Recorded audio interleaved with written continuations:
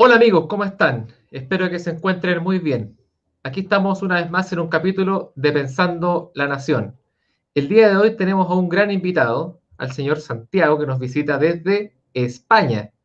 Y él nos trae una novela que está recién publicada, que la pueden ver en Amazon, que está justamente en el enlace que está en la descripción. Y Santiago nos viene a hablar sobre su novela Los lobos no cuidan a las ovejas. Así que, Santiago, me place presentarte. ¿Qué tal? Muy bien, muchas gracias por la oportunidad de venir aquí a hablar de mi libro y bueno, espero tener un debate interesante sobre las ideas que yo planteo en mi novela. Santiago, me gustaría, antes que todo, para entrar en la novela en sí, saber un poco sobre la inspiración que tú tuviste para poder redactar esta novela, este escrito. ¿Tiene acaso, me imagino que por el contenido, porque pude leer el resumen, ¿tiene acaso una relación en tu experiencia directa con la España moderna, con la España de hoy? Me gustaría que me explicaras eso, eh, si es que puede. Sí, por ejemplo, en la novela se explica que Camilo, aunque es operario de fábrica, él estudió periodismo y tenía también un máster y tal. Y bueno, eso es real. Yo soy periodista, también estudié lo mismo que estudia el protagonista de mi novela.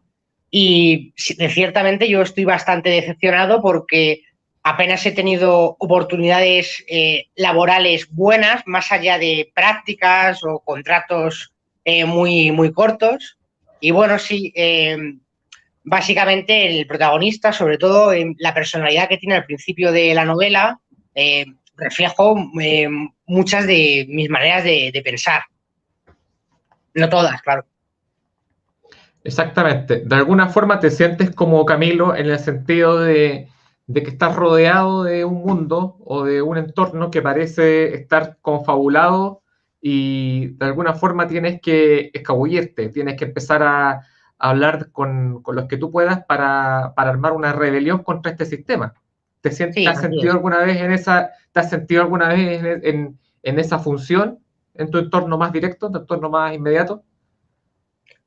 Bueno, en parte sí, o sea, pero no es tanto el entorno más cercano como el entorno lejano, pero más numeroso que puedo yo observar, por ejemplo, cuando iba a la universidad, la mayoría de los estudiantes eran de izquierdas y era muy complicado, o sea, sacarles de sus ideas.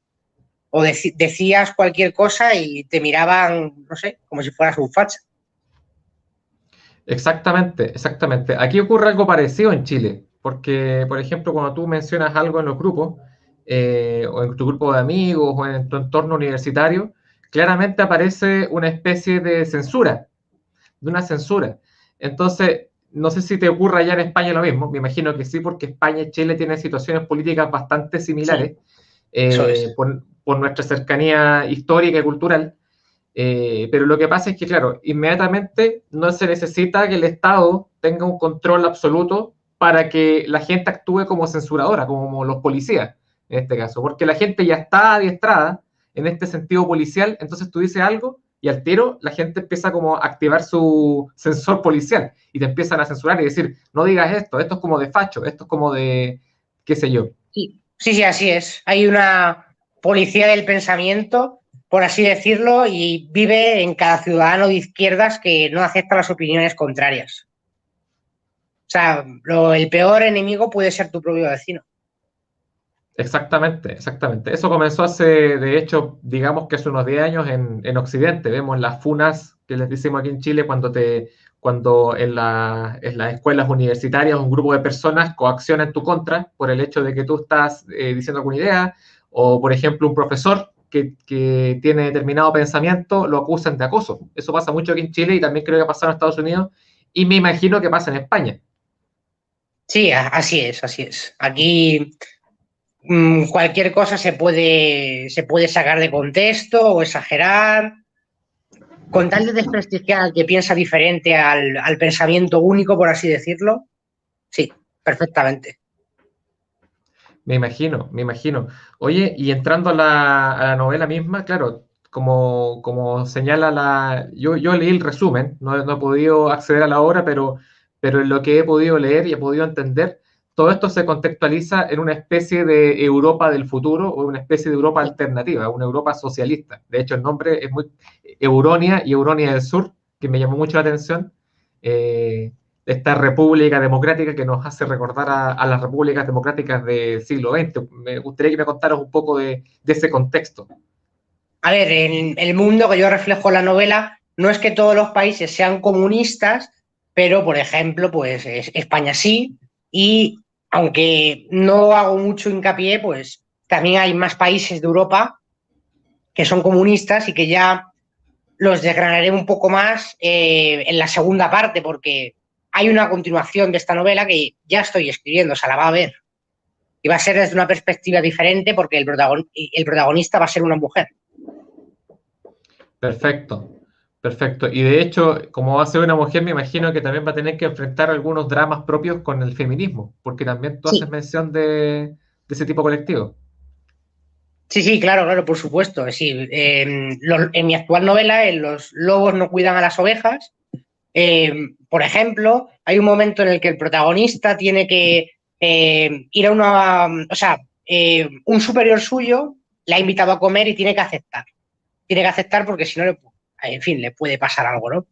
Entonces acude al bar y por el camino tiene miedo porque tiene que pasar por narices por una calle en la cual las feministas habitualmente pues van por allí con los pechos al aire y si alguien las mira o ellas considera que le están mirando de forma rara o lo que sea, les pueden meter una paliza perfectamente porque la ley las respalda, por Claro. ejemplo. De Además que alguna, en mi novela también a las mujeres, por el hecho de ser mujeres también se les paga más. También a los inmigrantes, por el hecho de ser inmigrantes, se les paga más, a los homosexuales también, de todo. de alguna forma, lo que hace este tipo de, porque esto es comunismo, lo que tú describes es comunismo. De Sí, hecho, en la portada del libro sale la hoja y el martillo, que está tachada con una cruz, y ese era el distintivo que realizaban los disidentes, el tatuaje este que tú mencionas, con las sí, estrellas. Y es comunismo puro y duro. Y yo creo que tu obra lo que hace es que de alguna forma explica cómo sería un comunismo con las características que tiene el siglo XXI. sí, Porque generalmente me pasa que los ideólogos cuando hablan de, por ejemplo, los divulgadores modernos, te pongo a Agustín Laje, que él ha sí. divulgado bastante y ha hecho un trabajo excepcional. Pero claro, cuando él explica esto y hace la correlación entre Escuela de Frankfurt, feminismo, el transhumanismo, el tema LGBT, y dice, bueno, esto tiene la misma matriz que el comunismo y el marxismo, la gente un poco que no lo relaciona, porque se imagina el comunismo como una cosa de la Unión Soviética, de la Corea del Eso es. Norte, con tipos desfilando, con uniformes. Si ha hecho algo el comunismo a nivel internacional es apropiarse de otros movimientos, como el feminismo, como tú has dicho, el transhumanismo, bueno, el ecologismo, absolutamente todos los movimientos que suenan a ser un activista y una buena persona, pues se los han apropiado ellos. Entonces, claro, es un poco como, ¿cómo vas a ser una cosa si no es lo otro? Entonces, de forma indirecta, muchas personas se ven inclinadas a, si yo soy, no sé, vegetariana, tengo que ser de izquierda, porque la izquierda defiende estos valores, tal, ese tipo de cosas. Exactamente. Entonces, yo lo que veo en tu obra, creo que es el intento por el trabajo que tú haces, es mostrarle a la persona cómo sería este comunismo que siempre, al final siempre el comunismo termina en la misma fase. No sé si compartes conmigo eso, pero algunos han dicho, no, es que este comunismo va a ser distinto, va a tener otras características. Pero yo creo que al final siempre, por una cuestión ideológica, termina en la misma fase estalinista que siempre nosotros conocemos.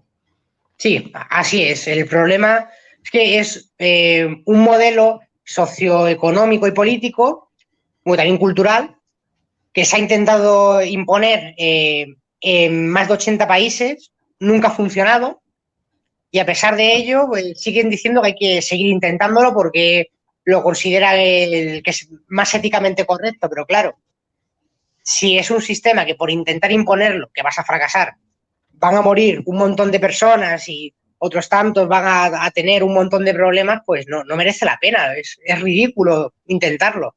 Salvo para aquel que se va a beneficiar, que son, en fin, las élites políticas y culturales de esas dictaduras, que siempre son muy reducidas. Quieren imponer el comunismo para quitar una élite y crear una élite artificial, que son ellos mismos, que es aún más pequeña y que concentra más poder si cabe. Así es. Mira, yo tengo una idea, no sé si la compartes, pero yo he llegado a pensar que justamente lo contrario, que el comunismo ha tenido mucho éxito, porque al ser una idea tan perversa y tan mala, y que sigan la gente, que las personas la sigan propagando, es porque ha sido tremendamente exitosa. No sé si me entiendes Sí, la sí, de hecho, analogía. sí, voy a corregir una cosa, porque claro, yo lo pongo como tanto un movimiento político, social, económico, cultural. En lo cultural reconozco que no ha fracasado porque, como tú bien dices, hay mucha gente que tiene esa idea, que le ha calado. Pero claro, que culturalmente haya calado algo no significa que sea bueno necesariamente. Y el caso Claro. del comunismo, pues no lo es. Exactamente, exactamente. De hecho, yo veo el comunismo más que como un sistema económico, político, lo veo más como una religión, pero una Sí, eso religión es. invertida, porque la religión correcta, por ejemplo, yo soy católico y el catolicismo tiene todos los valores naturales del ser humano y es del cual se ha erigido nuestra sociedad occidental.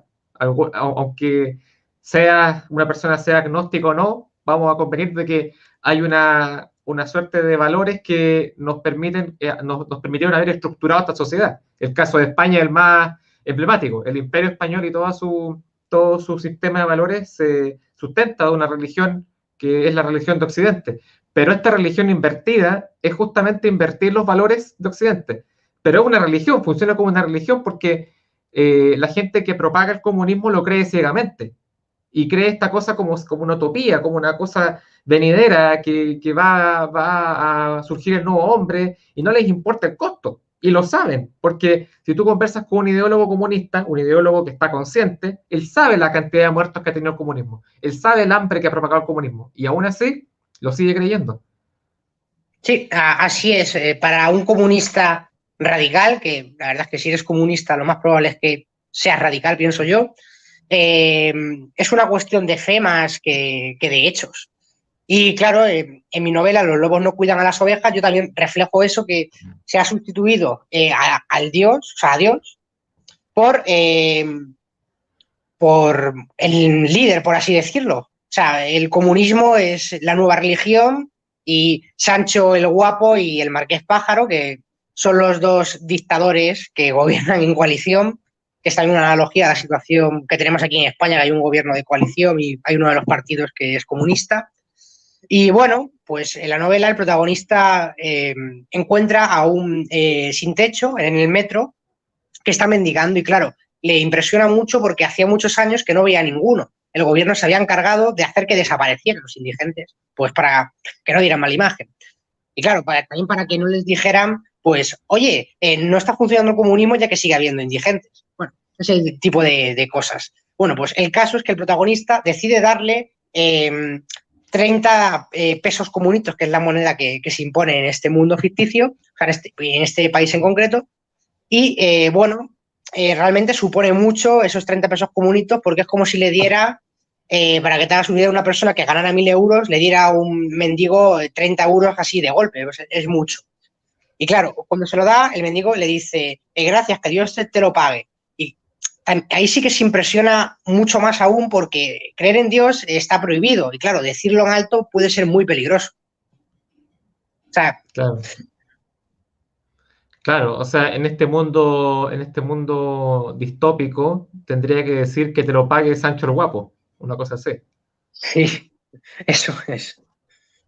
Interesante. Y lo otro que me llama la atención es el comienzo, cuando tú señalas que el protagonista, Camilo, estaba, bueno, obligado, cuando empezaba la novela, obligado a cantar la internacional. Sí, así es. Pero básicamente no es una imposición que no vayan a comprobar si lo has hecho o no. O sea, es decir, el gobierno como tal no va a comprobar si tú lo has hecho seguramente, pero el vecino puede escuchar o sea, quiero decir, como no te ha escuchado cantar la Internacional por la mañana, si está poniendo la oreja a ese vecino, para delatarte en caso de que seas un antirrevolucionario, pues claro, si tú no lo haces, corres el riesgo de que ese vecino te delate para conseguir favores políticos a cambio, y claro, pues tienes que hacerlo por miedo a tus propios vecinos, que son realmente los verdaderos enemigos, ya que están demasiado adoctrinados, no se les puede hacer entrar en razón con facilidad. De alguna forma, siempre esa lógica, y creo que estuvo muy bueno que lo hayas integrado, y es la médula, el eje central de tu novela, porque creo que de alguna forma tu novela entiende muy bien lo que es una dictadura, Sí. lo que es el totalitarismo. Cuando tú estudias, por ejemplo, la Revolución Francesa o estudias el terror rojo de Stalin, te das cuenta que las dictaduras funcionan de una forma tan, digamos, indestructible. Y tú te preguntas, Sí. pero ¿cómo es que nadie se revela? Te preguntas tú, ¿cómo es que nadie se revela frente a un personaje o a un par de personajes? Y es que el terror genera eso, eso yo creo que es una mezcla entre terror y compromiso con la gente. La empiezas a comprometer a través del terror, o sea, le dices, tú tienes tanto miedo y entonces esa persona ya empieza a actuar a través del miedo, de no traicionar la confianza, del que le da estas relaciones de confianza, pero al mismo tiempo de terror, de maltrato, y al final ellos delatan a los otros para ser fiel al dictador. Y así se genera como este círculo de confianza hermético, primero entre el dictador y su gente, y después entre la gente y los que le siguen. Es como lo que pasaba con Stalin, por ejemplo, cuando él mataba a sus subalternos, los mandaba a matar por tradición. Y eso, todos los juicios de Stalin fueron por tradición. Me imagino que está basado un poco en eso también. Sí, a ver, el eje central de los lobos no cuidan a las ovejas es la utilización del miedo a varias cosas. El miedo a la coyuntura esta que estamos viviendo de la crisis del coronavirus y también el miedo a los ricos y a los paquiteros, que los paquiteros son pues los franquistas, por así decirlo. Pero claro, se llama franquista a todo aquel que discrepe con la opinión del gobierno, incluso aunque sea de izquierda la persona que esté criticando al propio gobierno. Por lo tanto, claro, el 99% de las personas a las que se está llamando paquiteros en realidad no lo son. O sea, cualquier mínima discrepancia ya te convierte en el enemigo. O sea, el miedo es el arma más poderosa. Y si un gobierno aprende a usarlo bien, puede sembrar el caos absoluto. Interesante el tema del miedo. Y bueno, el libro comienza con otro detalle, no menor, que es el tema de la mascarilla, que lo Sí, menciona y lo integra. Y Camilo tiene que ponerse la mascarilla, porque si no, puede terminar en un campo de trabajo. Y eso también me parece interesante. sí, así es. A ver, en la novela explico que a pesar de que ya es el año 2030 y que el virus tiene un papel bastante marginal en tema de contagios, de hecho llevan ya un tiempo sin haber ningún contagio, a pesar de ello el gobierno sigue utilizando ese miedo porque la gente se lo traga, o sea, se lo traga. Por lo tanto, ¿para qué dejar de utilizarlo? Eso es así como pensaría un dictador comunista. Si cuela, ¿por qué parar ahora? Exactamente. De alguna forma, bueno, España estaba muy afectado también con el tema de las cuarentenas. Por lo que tengo entendido, el señor Pedro Sánchez ha sido excesivamente meticuloso y estricto con las cuarentenas excesivas. Sí. Aquí en Chile yo creo que estamos un poco menos que en España, pero aún así es cuarentena excesiva. ¿Crees tú que este modelo vino como a calzar perfectamente con el nuevo orden mundial? Sí, en parte sí. Lo que pasa que España es como que se ha adelantado a eso y ha cogido también más parte del pensamiento de países comunistas, como por ejemplo China, que sí que es cierto que en lo económico no son comunistas, pero en lo político sí. Y por lo tanto tiene unos mecanismos de control que no se ven en muchas otras partes del mundo. Entonces, claro, si estamos cogiendo un modelo más tirando a China, pues ocurren cosas como en mi novela, Los lobos no cuidan a las ovejas, yo menciono que hay un sistema por puntos y si tú consigues 1000 puntos, por ejemplo, pasas a ser de rango B2. Y luego cuando vas consiguiendo más puntos pasas a B1, A2, A1 y luego ya puedes llegar incluso a formar parte del gobierno, que eso es estar por encima del rango A1. Entonces ya pasarías a ser pues diputado y los ascensos que pudieras conseguir ya a partir de eso en la política. Y claro, allí existe, o sea, mi novela también refleja que hay una pequeña élite que vive muy bien, vive en un barrio de lujo, con todas las comodidades y con salarios millonarios. Sí, esa parte es muy interesante, la estructura hermética que construye el gobierno comunista, que es muy característica de este tipo de regímenes totalitarios, que justamente la gente que propaga el comunismo habla de la democracia y habla de la representación popular. Sin embargo, no hay menos popular que ascender mediante confianzas y sumisiones restrictas a la persona que está gobernando, al tirano. En este caso, Camilo justamente entiende eso y se intenta infiltrar, intenta eh, destruir el sistema por dentro, si no me equivoco, ¿no? Sí, eso es.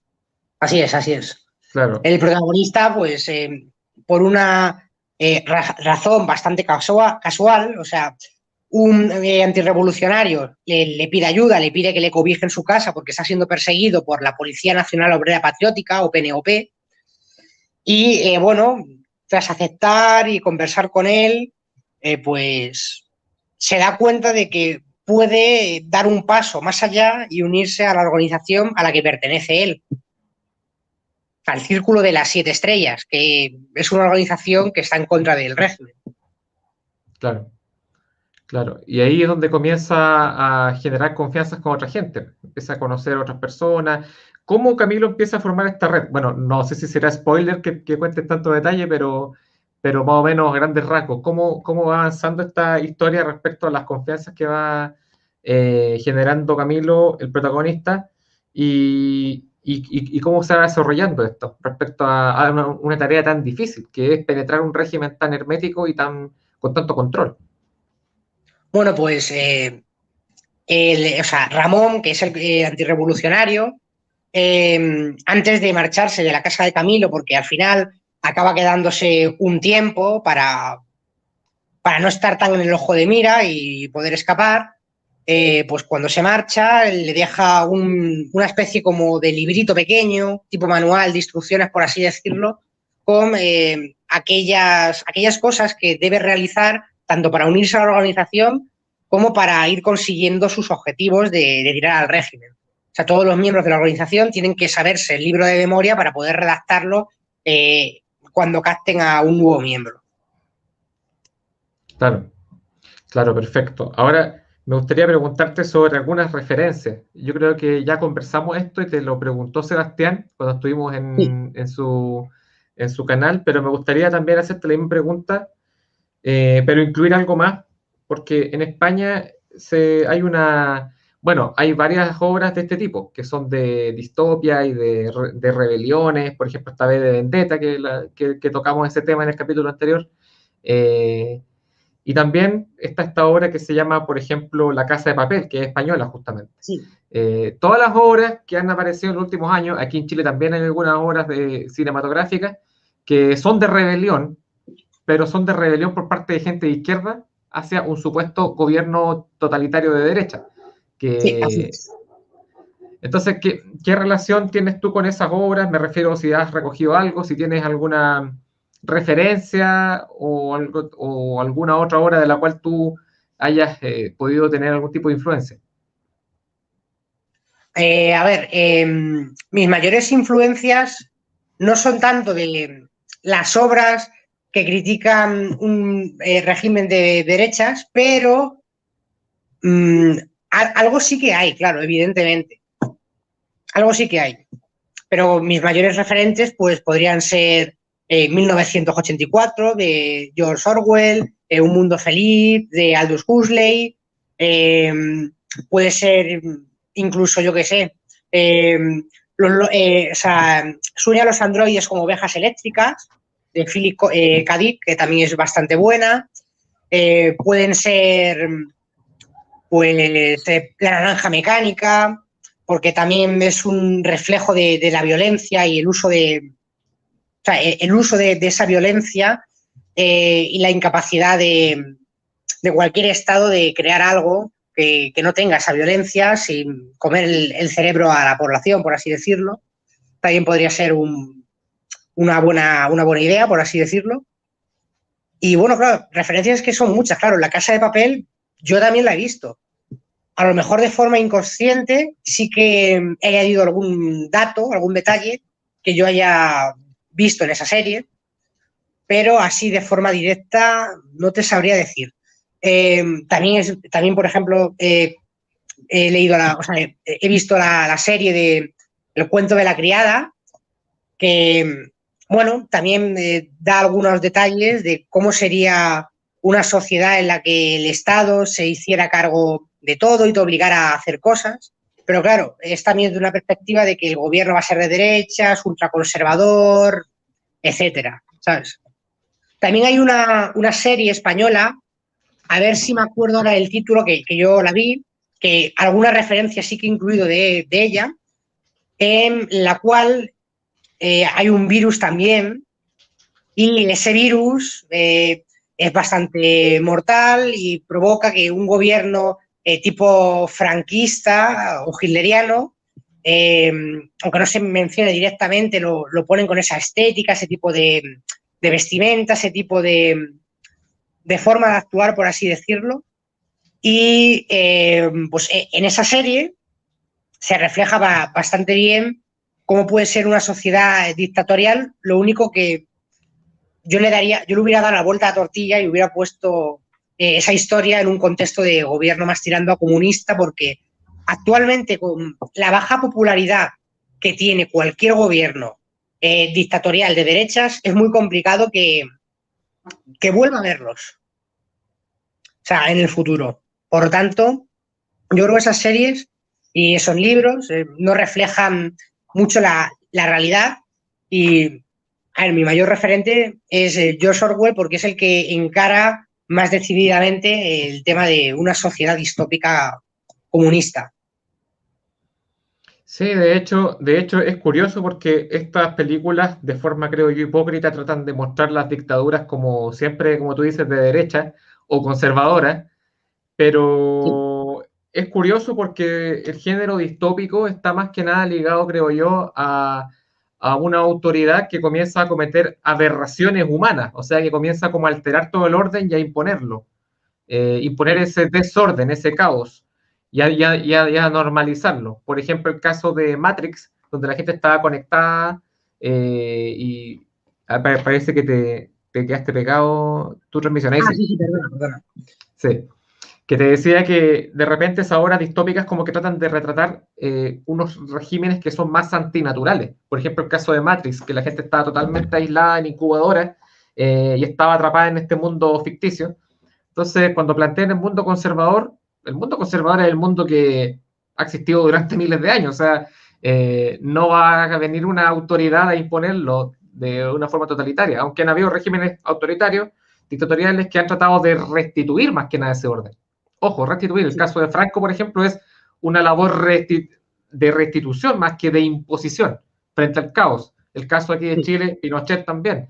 Pero de repente estos tipos que son izquierdistas, los que hacen estas películas, tratan de, como dice Sebastián, se terminan retratando ellos mismos. Es como una autobiografía.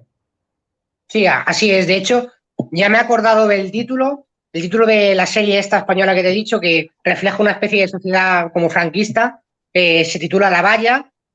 Tuvo muchísimo éxito, aparte de por el tema de la pandemia, que casualmente acertaron en el tema de que iba a haber una pandemia, incluso en la misma época en la que ocurrió. Y bueno, esta obra, es lo que te digo, si hubiera reflejado un régimen comunista, probablemente hubiera tenido bastante menos éxito, porque la gente siempre asocia las dictaduras con la derecha. O sea, fíjate hasta qué punto la izquierda es buena en el tema de la comunicación, bueno, más bien también en el tema de la manipulación, que consiguen eso, consiguen que la gente vea a un tirano como buena persona. Exactamente, exactamente. Y es por el engaño y la mentira de la cual se ha sostenido la izquierda históricamente. Aquí hay un comentario que lo encontré bastante bueno, lo voy a leer. Dice, Victoria dice, es difícil en la vida infiltrarse no ha pasado nada parecido ni en Cuba, ni en Venezuela, ni en China, ni en Corea. Solo un acto heroico de un japonés, Otoya Yamuchi, que evitó el socialismo en Japón. Yo me imaginaba a partir de este comentario, sería interesante, por ejemplo, realizar una obra, a lo mejor puede ser tu tercer tomo, tu tercera parte, ya que la segunda ya la tienes más o menos diseñada, Sí, estoy donde, escribiéndola, yo estoy en ello, en la claro, segunda. de una especie de novela retroactiva, o sea, basada en el pasado, donde justamente puede haber un Camilo, pero en una sociedad comunista que ya existió, que trata de evitar que ocurra. No sé si podría ser algo que se podría escribir. Quizás sí, tengo que valorarlo. Por cierto, una cosa, ¿podrías pasar también el enlace de compra por el chat? Por si hay gente que mientras lo ve en directo quiere comprarlo y no lo encuentra o lo que sea. Sí, totalmente. De hecho, ya está puesto ya el enlace en la descripción. Es la página de Amazon. Para los que están viendo este capítulo, también están sintonizando en YouTube, pueden ir a la descripción y está el primer enlace, aparece Amazon para que usted compre Los lobos no cuiden a la oveja y pueda comprar esta gran novela de Santiago García, nuestro escritor que yo creo, estoy seguro que vas a trascender con tu obra porque pocos han atrevido a escribir una novela de este tipo de este género que hable justamente del comunismo. De hecho, si tú buscas películas, por ejemplo, la otra vez pensaba, ¿cuántas películas tú conoces del tema de Auschwitz? Hay muchas, muchas, Sí, ¿cierto? muchísimas. Lista de Un Schindler, montón. el pianista, todo este tipo de películas. ¿Cuántas películas no sé, de lo que es el Gulag conoces? Así a grandes rasgos ahora mismo no se me ocurre ninguna. Las hay, O, pero son, o sea, ahora mismo no me viene ningún título. Sí que hay algunas, pero son poco conocidas, tuvieron poco éxito. O sea, es prácticamente marginal. o por ejemplo, de Holodomor, que fue un genocidio terrible, fue un genocidio terrible, porque no hay cosa más espantosa que esclavizar a las personas por el estómago. Y eso fue Holodomor, en Sí, Ucrania, así es. el genocidio ucraniano. O lo que fue la Revolución China, que fue otro espanto más. Yo creo que ha sido el espanto más grande que ha existido en la historia. Probablemente más que cualquier otro tipo de dictadura e invasión comparable, mucho más que Gengis Khan y todos los otros tiranos que existieron. Yo creo que no hay precedentes Sí, respecto a porque ese tipo de claro, Mao masacres. Zedong mató entre 60 y 120 millones de personas de manera directa e indirecta. Por lo tanto, sí, es el asesino mayor de la humanidad. En proporción a la población, no, porque eso sería Pol Pot en Camboya, porque Claro. exterminó, bueno, según las estadísticas que veas, puede variar algo, pero aproximadamente a un 15% o un 20% de su población la exterminó. Por lo tanto, fue algo brutal. Y nada, lo que te decía es eso, que además de la descripción del vídeo, si lo podrías poner por el chat como enlace para que la gente pinche directamente también, porque a lo mejor hay alguno que está en el directo pero luego no ve la descripción del vídeo, no sé. Sí, totalmente. Voy a colocar, a ver, déjame buscar acá el enlace para poder mostrarlo acá tú dices en el chat, para que la gente Sí, lo vea. también. Sí. Sí, totalmente, totalmente. Es Eh, frecuente que la gente muchas veces lo coja en directo y a lo mejor si no, luego se les olvida. sí, a ver, muchachos que están viendo acá va el enlace del libro Los lobos no cuidan a las ovejas de Santiago García para que ustedes lo puedan ver y lo puedan comprar. Ahí está en Amazon. Aprovechen de que estamos justamente en cuarentena, creo que hay más tiempo libre, más tiempo en casa, donde ustedes pueden leer novelas. De hecho, yo tengo aquí muchos libros y créanme que los he leído con más frecuencia, con más dedicación a la que estoy en este estado de encierro. Imagino que tú también, Santiago, que has leído más, ¿o no? Sí, sí, también, evidentemente. Y ahora mismo también estoy leyendo, me estoy formando continuamente, por así decirlo, aprendiendo cosas nuevas, que es lo suyo. Así es. Y como te decía Santiago, respecto a que no hay obras del comunismo, no hay ninguna. De hecho, yo vi hace 2 días atrás, justamente estuve viendo una película que hablaba de Stalin, de la biografía de Stalin, de Robert Duvall. El actor era Robert Duvall. Y creo que es la única película comunista que habla del comunismo y que habla de Stalin y retrata la brutalidad de Stalin. No he visto Sí, otra.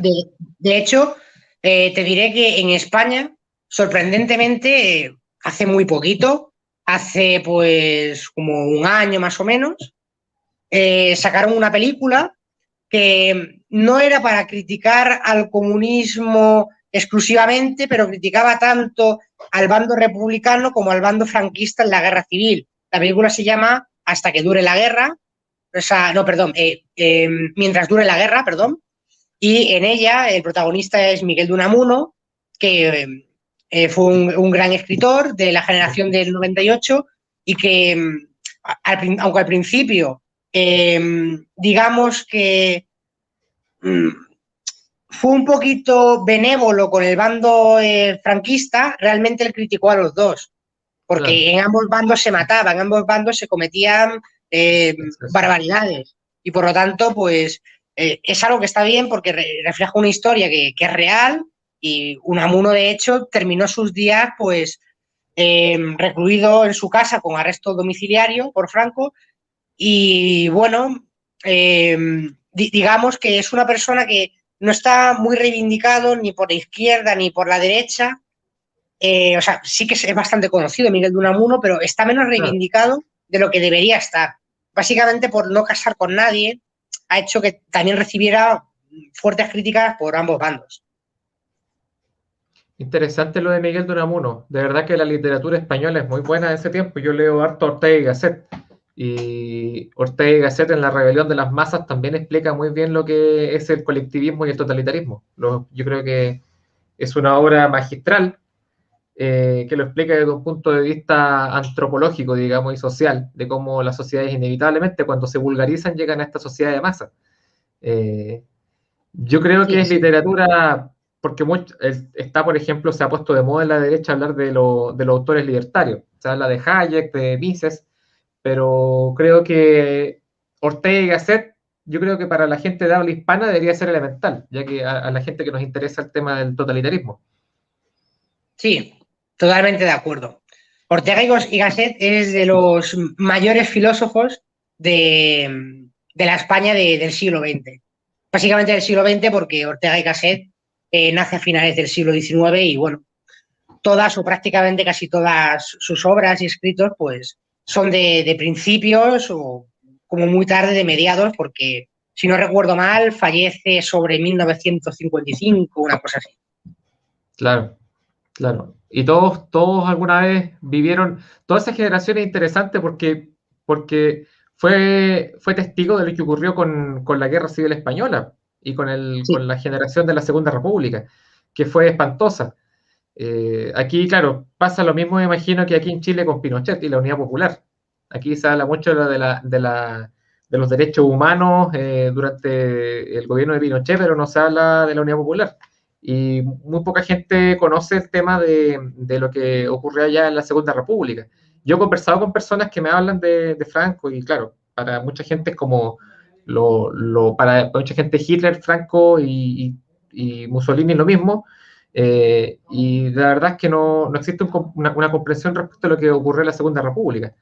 Me imagino que ocurre efectivamente en España eso, que se sí. desconoce la brutalidad que ocurrió. Así es, así es. La mayoría de la gente piensa que la Segunda República era un remanso de paz, de amor y de democracia y que Franco fue pues o sea, alguien que estaba tan en contra que la destruyó para montar una dictadura abominable y realmente Franco al principio era leal a la República. O sea, él tardó bastante en unirse al golpe de Estado. Se decidió finalmente cuando mataron a Calvo Sotelo, Claro, que fue el claro. desencadenante inmediato.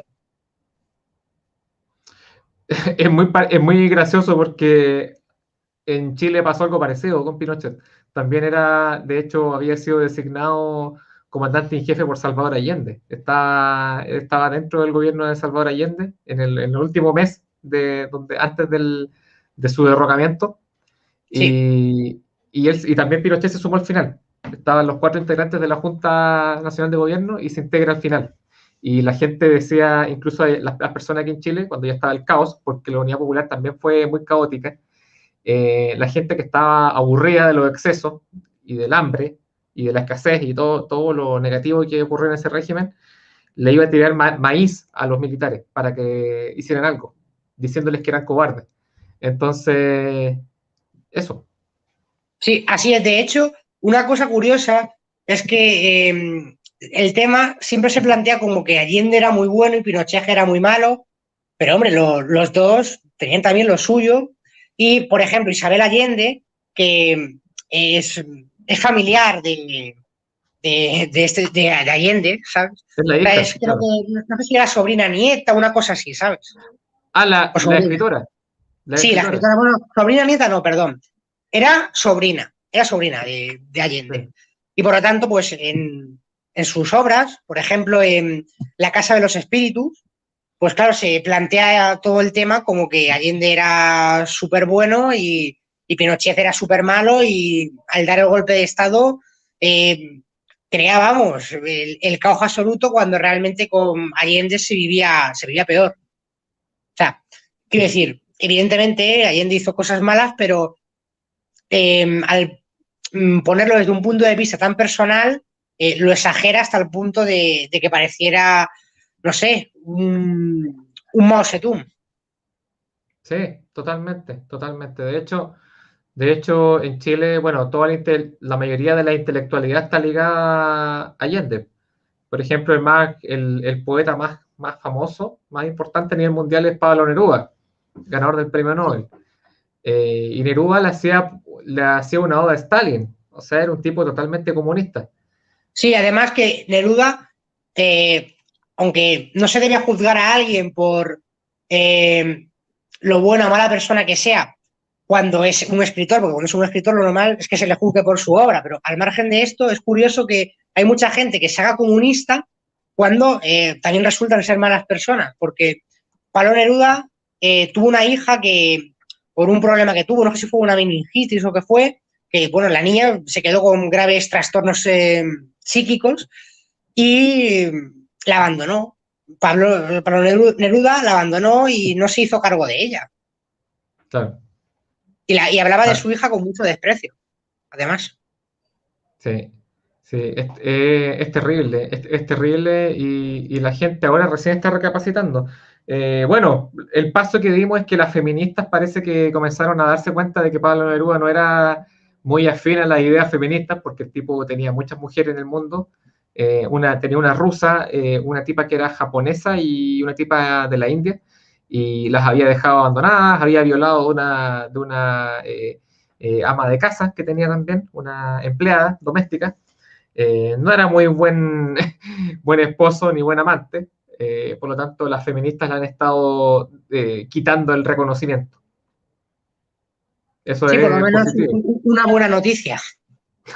Sí, es que creo que ya es excesivamente descarado que lo tengan dentro de su panteón divino, digamos. Las feministas, al ser marxistas, tienen un panteón divino de gente y tenían considerado a Allende, que tampoco era, digamos, muy bueno con las mujeres, y al señor Neruda, que era totalmente un canalla con las mujeres.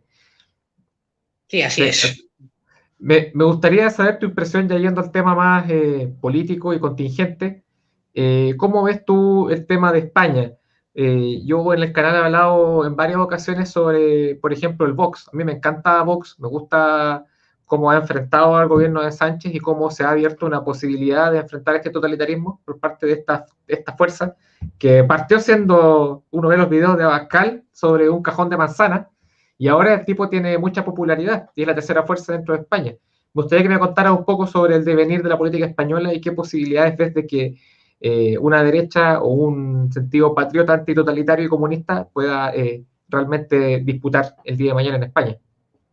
Bueno, de los partidos importantes en España, importantes como tal, son el PSOE, Podemos, Vox, el PP, Ciudadanos, aunque prácticamente ya va a desaparecer porque ha tenido una bajada brutal en estos últimos años, y Más Madrid, que es un partido nuevo que lo creó un político de Podemos, que se llama Íñigo Errejón, que rompió con su grupo y creó su propio partido, que es también muy de izquierdas, pero más moderado que Podemos es el comunista radical total.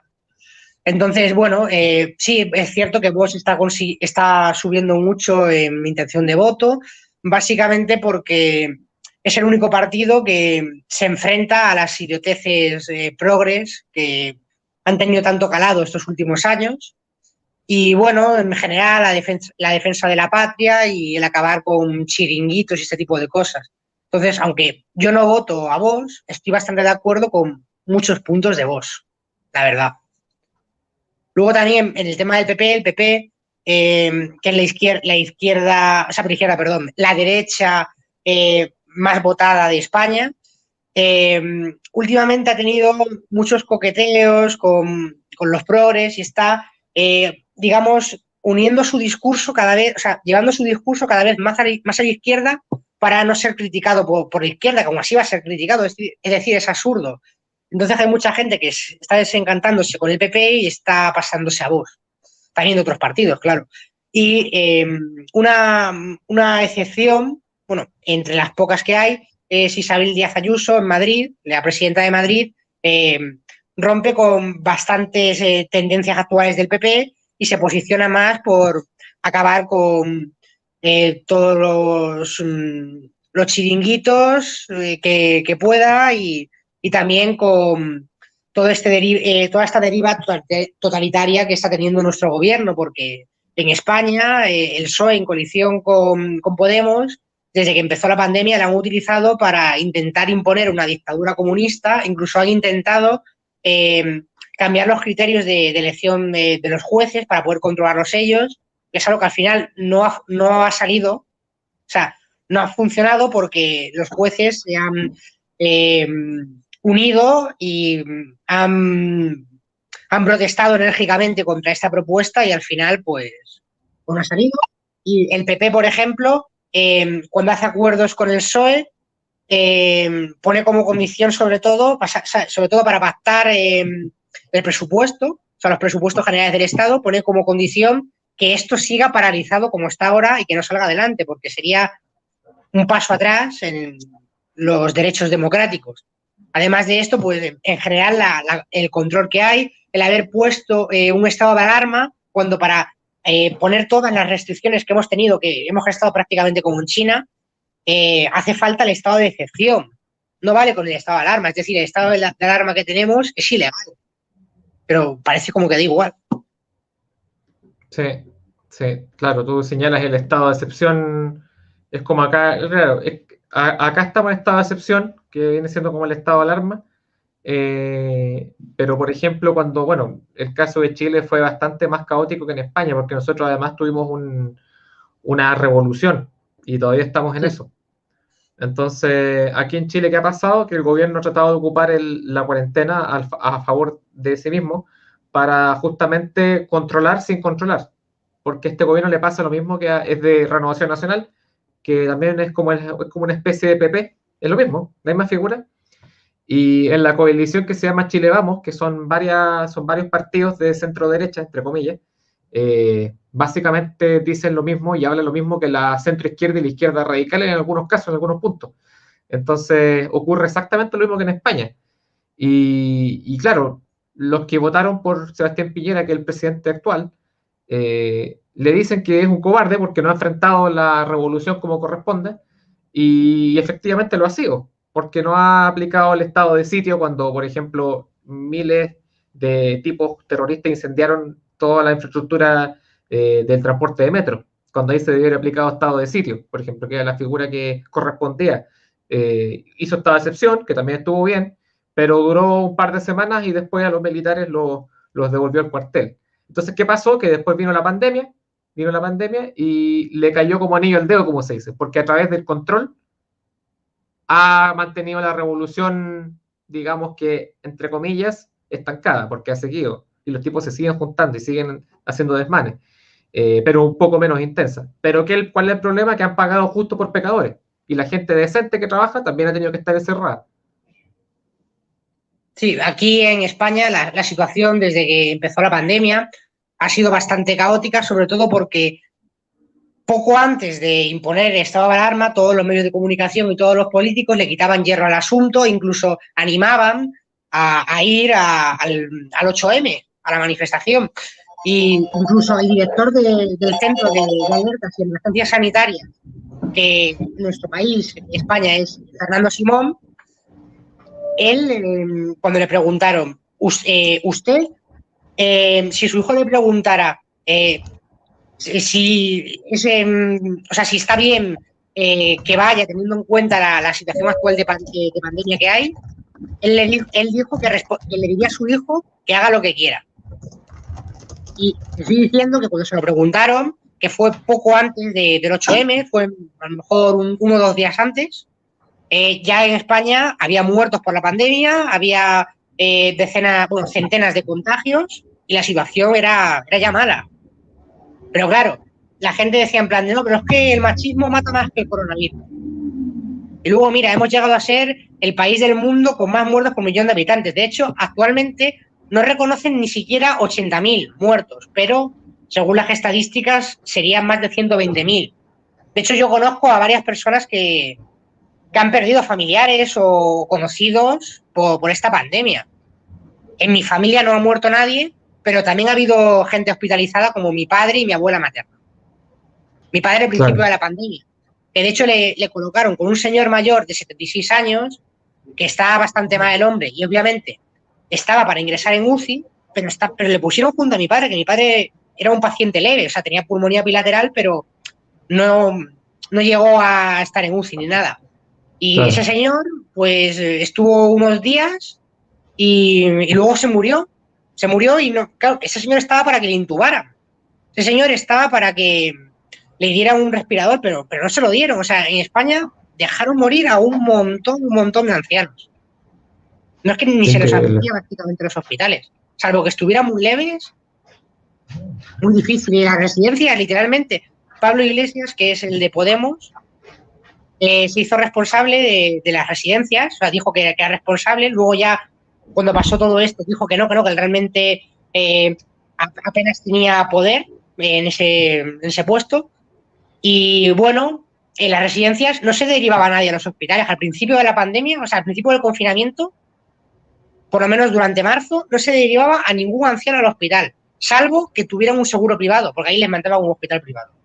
Y murieron un montonazo de ancianos. En España murieron aproximadamente en residencias como unos 5.000 o más. Qué terrible. Por cierto, 70%, porque en Madrid fue donde tuvo más impacto esto, el 70% de los residentes de residencias de ancianos de Madrid han pasado el coronavirus antes de que se les vacunara. Ya, pero lo confirmaron, el 70%. O sea que si eras un anciano en una residencia, si estabas vivo, lo más probable era porque lo hubieras pasado y hubieras sobrevivido. Con suerte, con síntomas leves. Qué terrible el mal manejo y la negligencia que ha tenido el gobierno. Entonces, o sea... Sí, espantosa. Y además, económicamente también. Económicamente estamos destrozados. No hemos salvado ni la economía, ni a las personas, ni a nadie. Encima hemos hecho un montón de compras defectuosas, que si a China, que si luego hemos dejado que Turquía interceptara unos paquetes, no sé si eran, parece que eran respiradores, sí, eran respiradores que habíamos encargado. ¡Buah, terrible! Se ha gastado un montón de dinero inútilmente para luego coger mascarillas de mala calidad, gel de mala calidad, todo, respiradores malos, de todo. Se ha hecho fatal. Hemos sido una vergüenza a nivel mundial. Bueno, yo creo que... Lo seguimos siendo, lo seguimos siendo. Va la cosa mejor, pero lo seguimos siendo. Yo creo que no están tan lejos. Yo creo que no sé si ha sido una vergüenza a nivel mundial porque yo creo que estamos acompañándolos a ustedes, los españoles, en cuanto a vergüenza a nivel mundial, los chilenos. Porque nuestro gobierno lo ha hecho también. Sí, claro, a nivel del tema este de dictadura, sí, porque ya estáis en una revolución ahí izquierdista y tal. Claro. Eso sí, yo me refiero de los países que se supone que aún son en teoría democráticos. Al Chile, en teoría sí, pero está más cerca ya la dictadura que otra cosa. No sé si me explico. Claro, es que en el tema sanitario, por ejemplo, el gobierno chileno lo ha hecho bien, o sea, ha sido eficiente en el tema de los respiradores mecánicos, las vacunas. De hecho, ha sido el más eficiente a nivel continental. Pero el problema que tenemos, yo creo que el problema en Chile más grave es otro, no es el tema del sanitario, sino que es el tema político. Aquí, por ejemplo, se han aprovechado los políticos de extrema izquierda de dinamitar el sistema de pensiones. De hecho, el día de ayer se reprobó la apelación que hizo el gobierno para el Tribunal Constitucional para poder evitar que que se haga el tercer retiro del fondo de pensiones. Entonces, la extrema izquierda que ha hecho, aprovechar esta crisis para poder empezar a derribar el fondo de pensiones y finalmente estatizarlo, que siempre ha sido su propósito. Sí, así es, así es. Sí, La situación actual, yo estoy de acuerdo contigo, es crítica y lo más importante sería que la gente pues abriera los ojos. Yo además, como te dije antes, yo no soy votante de Vox, ni no soy no soy votante de ningún partido así de derechas conocido. Yo hasta hace relativamente poco votaba Ciudadanos, pero ahora en las elecciones a lo que yo voy a votar es al Partido Libertario. O sea, yo estoy a favor de la libertad y de que el Estado tenga menos poder del que tiene ahora, porque, por ejemplo, en España tenemos unos impuestos brutales y tenemos una falta de libertades tremendas, porque en cualquier momento el presidente puede, por decreto ley, prorrogar un estado de alarma, a pesar de que lo máximo que admite por ley en España son 15 días, prorrogables una sola vez, otros 15 días más, y ya está, como máximo. Y hemos llegado a tener, mira, ahora mismo estamos en el segundo estado de alarma que lleva desde otoño. Un estado de alarma seguido, o sea, ininterrumpido, que está durando un montón de meses. Y no termina hasta el 9 de mayo. Y cuando termine el 9 de mayo, hay muchas comunidades autónomas que quieren seguir imponiendo restricciones una vez ya haya decaído y se quejan de que el presidente, claro, no les esté dando mecanismos para hacerlo. Es decir, la política española es muy cómplice de la situación que estamos viviendo. No quieren la libertad. Por eso te digo que yo no voto a ningún partido de los importantes. Yo voy a votar al Partido Libertario, porque por lo menos nos va a dejar más libertad económica. Y va a acabar con esos intentos por crear una dictadura. Oye, Santiago, ¿y cómo le ha ido al Partido Libertario? ¿Qué posibilidades tiene? Yo desconozco el Partido Libertario español.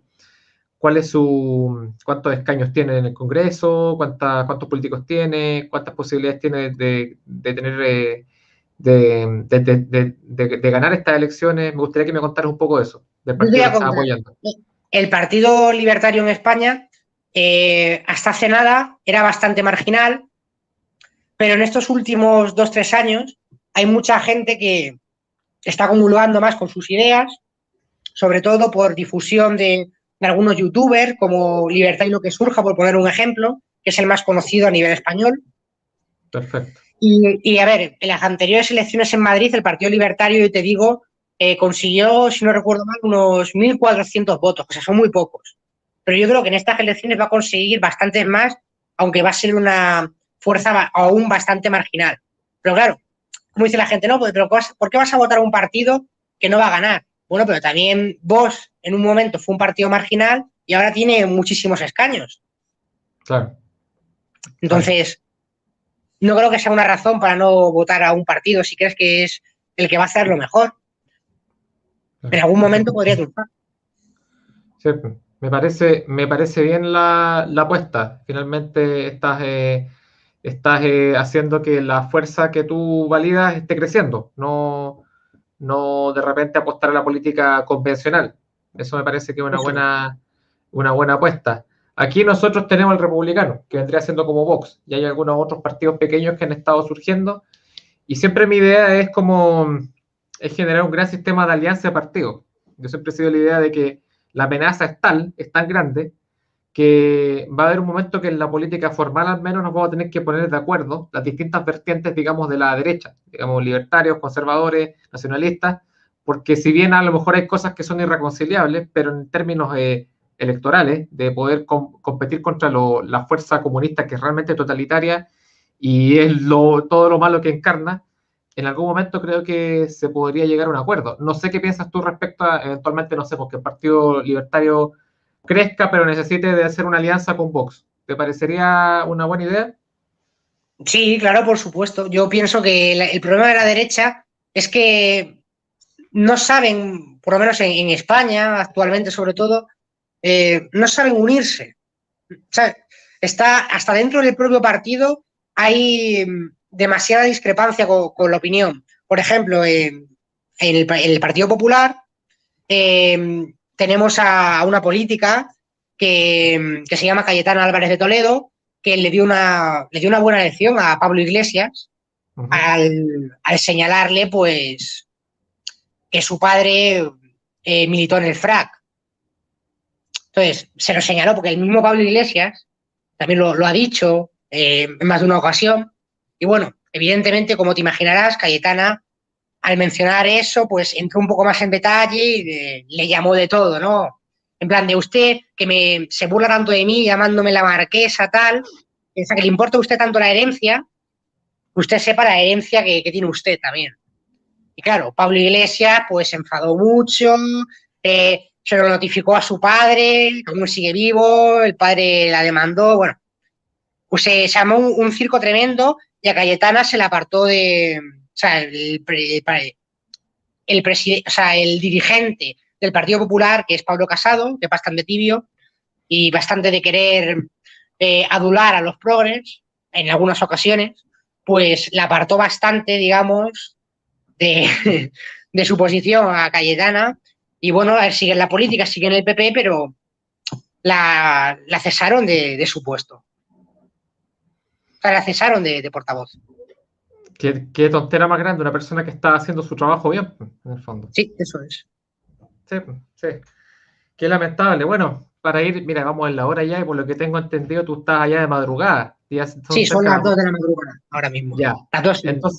Entonces vamos cerrando, pero me gustaría hacerte una pregunta final para ir concretando este capítulo que ha estado muy bueno. Creo que hemos podido hablar de todo un poco a propósito de tu obra, que siempre el tema central es la obra y nos ha dado para poder reflexionar sobre el tema político en España, en Chile y en el mundo.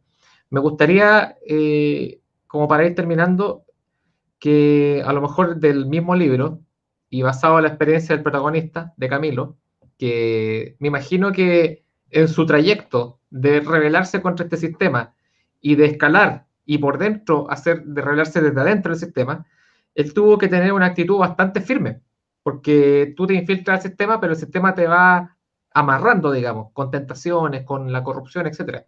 Entonces, ¿cuál sería cómo tú llamarías al público que eventualmente todos vamos a tener que ser un poco como Camilo, como el protagonista, todos vamos a tener que un poco hacer eso, a lo mejor esperemos no llegar a ese extremo de en ese régimen, pero desde ya empezar a actuar como el protagonista de tu novela? ¿Cuál es la actitud que tiene el protagonista y cuál es la actitud que debiesen tener los protagonistas de cada historia en sus respectivos países?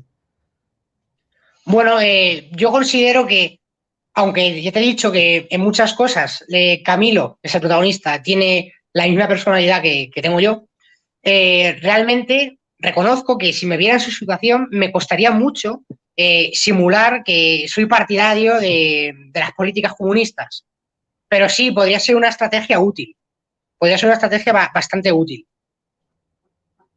Ya. En la continuación que ya estoy escribiendo, el planteamiento es diferente porque la protagonista pertenece a una familia del régimen, solo que ella no está a favor de muchas cosas. Es como poco a poco, pues, se va dando cuenta del engaño en el que viven, por así decirlo, aunque ella viva bien, personalmente. Entonces, Perfecto. yo pienso que la forma de...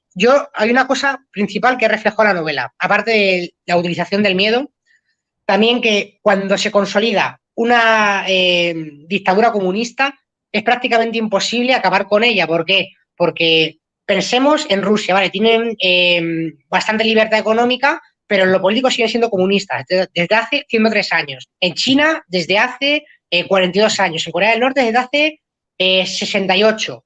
En Cuba desde hace 62. Lo que quiero decir es que salvo que una potencia extranjera sea la que imponga el comunismo, como en el caso de la Unión Soviética, que cae la Unión Soviética y Europa del Este deja de ser comunista casi automáticamente, la realidad es que si es el propio país, es alguien del propio país quien impone esa dictadura, es prácticamente imposible acabar con ella, porque en lo político es fácil que se mantenga. Pues si tú a la gente la estás matando de hambre durante muchos años y de repente le dices que ya no van a morir de hambre, muchos se conforman con ello. Sí. Exactamente. Un buen mensaje porque creo que todavía estamos a tiempo. O sea, si bien tenemos al monstruo, lo tenemos encima, pero creo que todavía estamos a tiempo. O sea, tenemos, por ejemplo, estos medios de comunicación, tenemos la posibilidad de conversar esto tranquilamente. aunque no sabemos cuándo llegue el momento en que nos censuren. Ya están censurando en varios canales, Sí, pero aún así sí, lo sí. podemos hacer. Por lo tanto, creo que el llamado a propósito de la obra de Santiago, que nos muestra el horrible futuro que nos depararía si es que no hacemos nada. Si bien es un género distópico, que la distopia es un mundo fantasioso pero terrible, futurista, pero de fantasioso tu novela no tiene nada, porque mucho es real. Eso te decía al comienzo, antes de empezar el capítulo. Claro, porque yo Eh, también tengo familia, por ejemplo, en Cuba y conozco bastante de cómo es una dictadura hispana, por así decirlo. claro, claro. Entonces, esto es un mensaje, espero que la gente le tome el peso y que, bueno, antes que todo, compre el libro de Santiago García, que está justamente en la descripción, y lo vuelvo a compartir porque algunas personas me preguntaban de nuevo por el enlace, si es que no lo vieron, aquí lo comparto de nuevo. Sí, compártelo Compren, por el chat, por favor. claro, compren esta obra, compártanla, porque tenemos que apoyar y fomentar a nuestra gente, a la gente que tiene el pensamiento patriótico, de la libertad, anticomunista, antitotalitario, y quiere rescatar sus propias patrias, quiere rescatar a sus naciones de este totalitarismo a nivel global que se está imponiendo en todo el mundo. España, Chile, De hecho, Argentina, todo el mundo. de hecho, yo os diría una razón principal para comprar la novela.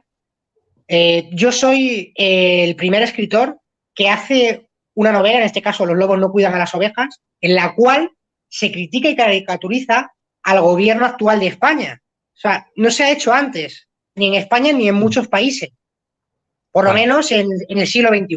Por lo tanto, como mínimo será novedoso lo que yo he escrito y quiero que le deis una oportunidad.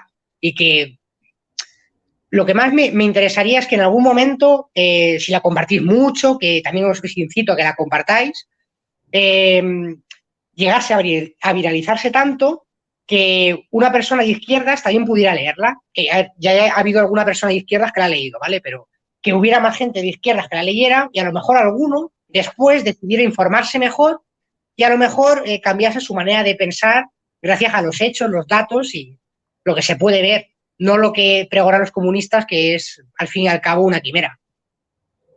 Así es, exactamente. Oye, ha sido un agrado, Santiago, poder entrevistarte y poder conversar Lo sobre, mismo digo, como decía, de todo un poco. Hablamos de, bueno, todo en base a tu obra, que nos da es como un libro que abre a muchos temas. Así que, bueno, espero poder contar contigo próximamente en mi canal, a futuro. Estás sí, invitado pues de por antemano, supuesto. Cuando cuando tú quieras. Y quieras. por supuesto ¿Sí? también cuando haga la segunda, cuando termine la segunda parte, pues también me gustaría hablar de ella, claro. Sí, y hablar de cualquier cosa. Sí, yo, Sí, de aquí en el canal cualquier cosa, cualquier debate, claro. invitamos gente y la idea es poder hablar sobre el contexto político que estamos viviendo. Así que, Santiago, un gusto poder tenerte acá. Un saludo a la gente también. Ya tienen el enlace, está en la descripción. También aprovecho de pasar el aviso que en la descripción más abajo está mi cuenta de Gap para que se metan, para que me agreguen. Gap es la nueva red social alternativa de Facebook, y Odyssey. Ahí está también mi cuenta para que vean mis videos y comiencen a suscribirse y a guardar esta cuenta, porque a futuro probablemente sean cuentas alternativas que nos permitan seguir difundiendo este mensaje. Y más abajo están las cuentas personales, que ahí está mi Twitter, Instagram, para que me busquen y me agreguen. Eso, amigos míos, ha sido un gusto tenerte, Santiago, aquí, y espero que tengas una muy buena noche, ya de madrugada, pero que puedas seguir durmiendo y mañana tengas un gran día. Así que Sí, un muchas saludo y gracias. un abrazo a distancia desde el otro lado del Mediterráneo, y nos estamos viendo Adiós. en un próximo capítulo de Pensando en la Nación. Que les vaya muy bien, cuídense. Gracias.